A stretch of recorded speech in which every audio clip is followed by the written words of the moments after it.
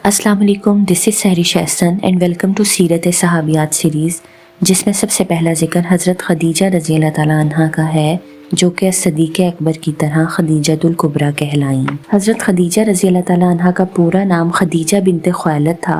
आपकी वालदा का नाम फातिमा बिनते ज़ायदा था और हज़रत खदीजा के वालिद अपने कबीले में नहायत मुअज़्ज़ज़ शख्स थे। आप जब सने शऊर को पहुँचीं तो अपने पाकीज़ा अखलाक की बिना पर ताहिरा के लक़ब से मशहूर हुईं। आपकी इन सिफ़ात को मद्देनज़र रखते हुए आपकी शादी के लिए आपके वालिद ने वर्का बिन नौफल को, जो बरादरज़दा और तुरैतो इंजील के बहुत बड़े आलिम थे, मुंतखब किया। लेकिन फिर किसी वजह से ये निस्बत ना हो सकी और अबू हाला बिन नबाश तमीमी से निकाह हो गया। अबू हाला के बाद अतीक बिन आबिद मखजूमी के निकाह में आई। बाप और शोहर के मरने के बाद हज़रत खदीजा रज़ी अल्लाह ताला अन्हा को सख्त दिक्कत वाक़या हुई, क्योंकि आपका ज़रिया मुआश तिजारत थी और अब इसका कोई निगरान न था।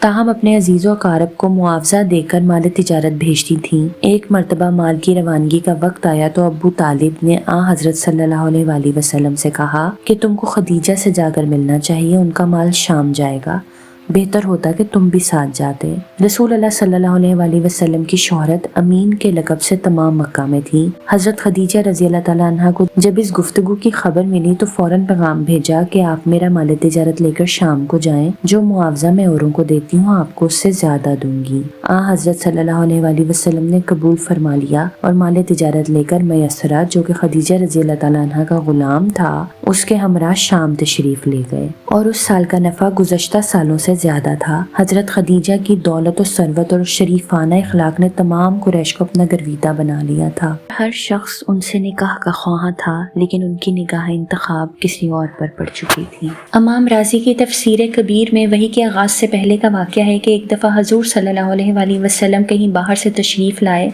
और बहुत गमगीन थे और आपने कपड़ा ओढ़ लिया और लेट गए। हज़रत खदीजा समझ गईं कि कोई रंज और गम की बात है। पूछा क्या मामला है? फरमाया मैं ज़रा गया था, मक्के से बाहर निकल गया। फलां वादी में मैंने देखा कि कोई काफिला ठहरा हुआ है, उनके जिस्मों पर कपड़ा नहीं है, खाने को उनके पास कुछ नहीं है, लागर हैं और मेरे पास कुछ है नहीं कि मैं उनकी मदद कर सकूं। ऐसा इसलिए कहा कि दौलत तो बहुत थी, लेकिन थी तो हज़रत खदीजा की। हज़रत खदीजा ने आपसे कहा कि फलां फलां सरदार हैं कुरैश के, जाइए उनको बुला लाइए। जब आ गए तो इतनी देर में इतना ढेर अशरफियों का लगा दिया कि जब आप सल्लल्लाहु अलैहि वसल्लम आए और बैठे तो उनके पीछे छुप गए।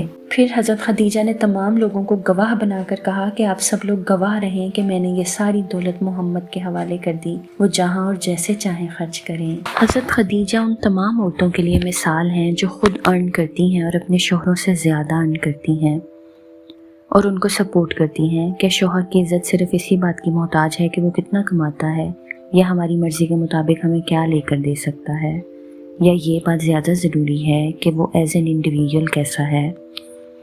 अगर दोनों में से आप ज़्यादा अर्न करती हैं और अपनी फैमिली को सपोर्ट करती हैं और आप अपने शोहर की सिर्फ इसी बिना पर इज़्ज़त नहीं करती, तो हज़रत खदीजा के उसवा से हमें सीखना चाहिए।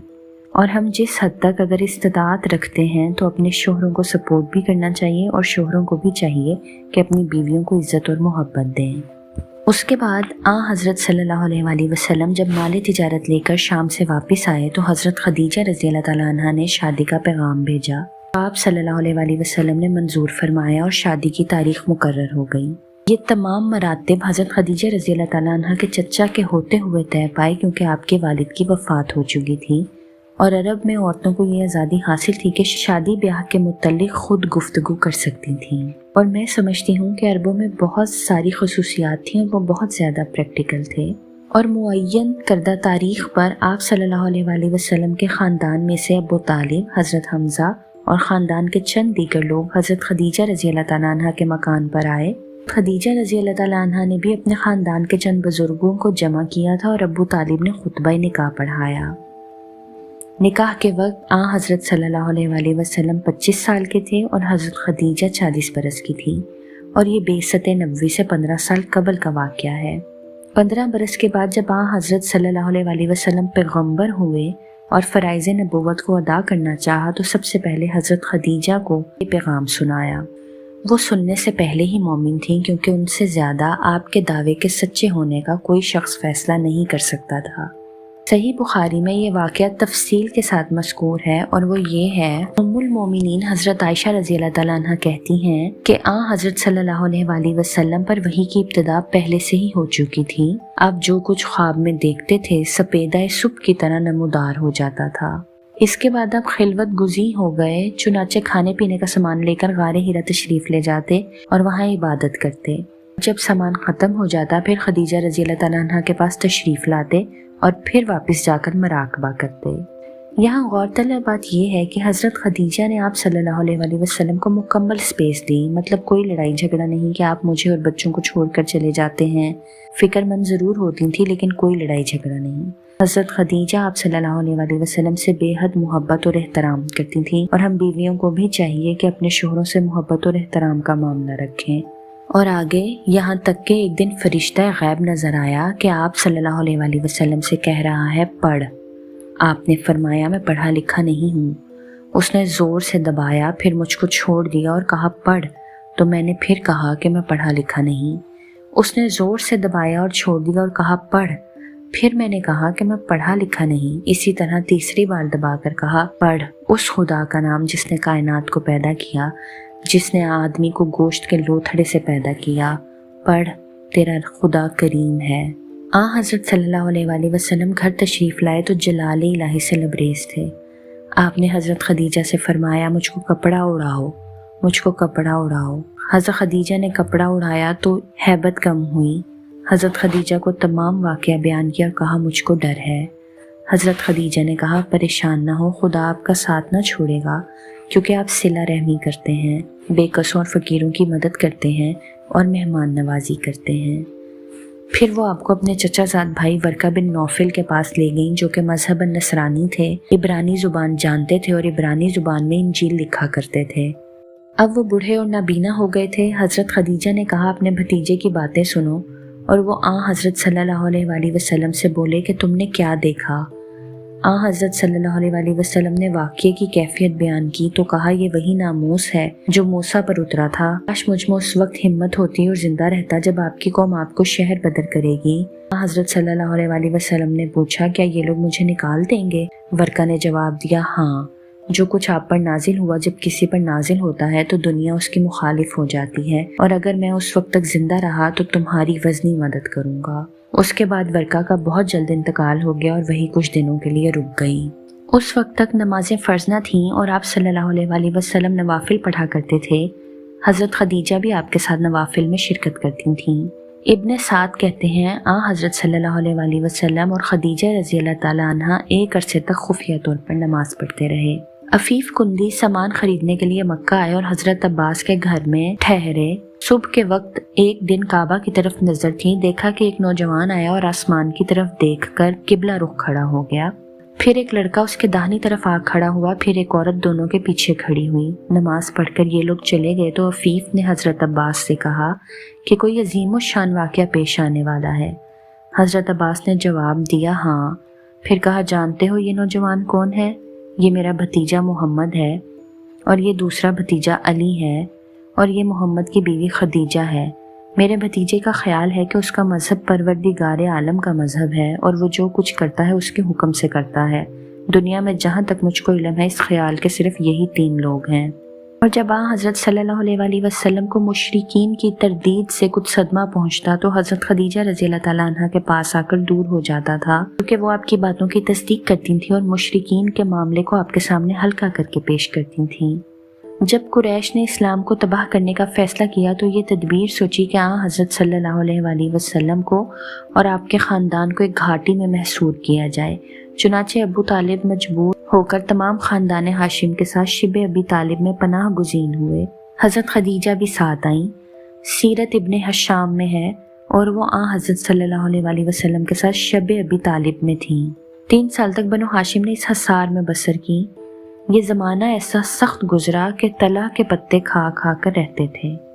تاہم اس زمانے میں بھی حضرت خدیجہ کے اثر سے کبھی کبھی کھانا پہنچ جاتا تھا۔ حضرت خدیجہ رضی اللہ تعالیٰ عنہ نکاح کے بعد 25 برس تک زندہ رہی۔ 11 رمضان 1090 ہجرت سے 3 سال قبل انتقال کیا۔ چونکہ نماز جنازہ اس وقت تک مشروع نہیں ہوئی تھی، اس لیے ان کی لاش مبارک کسی طرح دفن کر دی گئی۔ حضرت خدیجہ رضی اللہ تعالیٰ عنہ کی وفات سے تاریخ اسلام میں ایک جدید دور شروع ہوا۔ یہی زمانہ ہے جو اسلام کا سخت ترین زمانہ ہے، اور خود حضرت صلی اللہ علیہ وآلہ وسلم اس سال کو عام الحزن سال غم فرمایا کرتے تھے، کیونکہ ان کے اٹھ جانے کے بعد قریش کو کسی شخص کا پاس نہیں رہ گیا تھا، اور اب وہ نہایت بے رحمی اور بے باکی سے حضرت صلی اللہ علیہ وآلہ وسلم کو ستاتے تھے۔ اسی زمانے میں آپ اہل مکہ سے نا امید ہو کر طائف تشریف لے گئے تھے۔ حضرت خدیجہ کو حضرت صلی اللہ علیہ وآلہ وسلم سے 6 اولادیں ہوئیں، 2 صاحبزادے جو بچپن میں ہی انتقال کر گئے، اور 4 صاحبزادیاں۔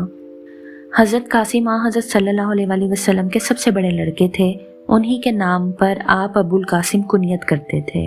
حضرت قاسم کا انتقال مکہ میں ہوا، اور اس وقت وہ پیروں چلنے لگے تھے۔ حضرت زینب حضرت صلی اللہ علیہ وآلہ وسلم کی سب سے بڑی صاحبزادی تھیں۔ حضرت عبداللہ نے بہت کم عمر پائی، کیونکہ زمانہ نبوت میں پیدا ہوئے تھے، اس لیے طیب اور طاہر کے لقب سے مشہور ہوئے۔ پھر حضرت رقیہ، حضرت ام کلثوم اور حضرت فاطمہ الزہرا۔ حضرت خدیجہ رضی اللہ تعالیٰ عنہ اپنی اولاد کو بہت چاہتی تھیں، اور چونکہ دنیا نے بھی ساتھ دیا تھا، یعنی صاحب ثروت تھیں، اس لیے عقبہ کی لونڈی سلمہ کو بچوں کی پرورش پر مقرر کیا۔ وہ ان کو کھلاتی اور دودھ پلاتی تھی۔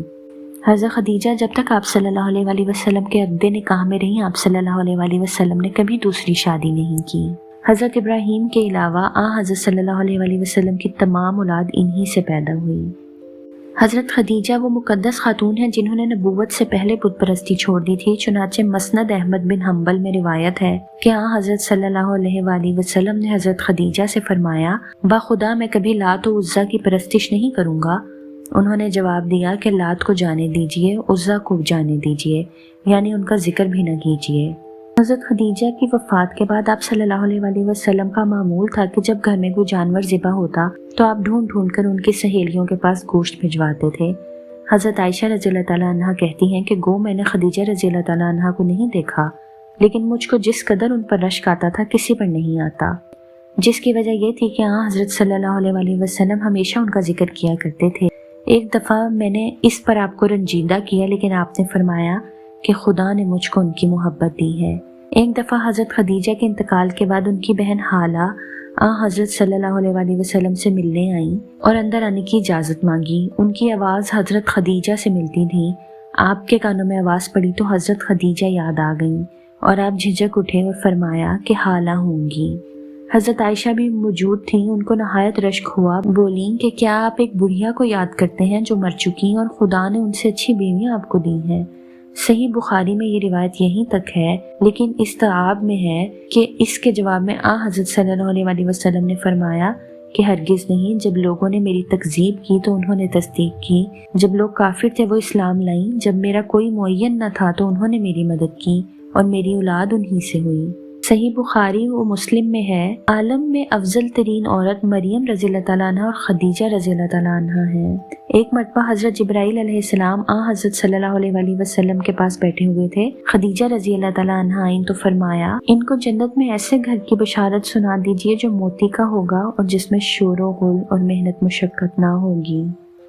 حضرت خدیجہ کا ایسا کردار ہے کہ اللہ تعالیٰ نے خود ان کو سلام پیش کیا ہے۔ مسلمان عورتوں کا کردار ایسا ہی ہونا چاہیے۔ اللہ تعالیٰ ہمیں بھی ایسا کردار عطا کریں، آمین، اور اس کے لیے ہمیں خود بھی کوشش کرنا ہوگی۔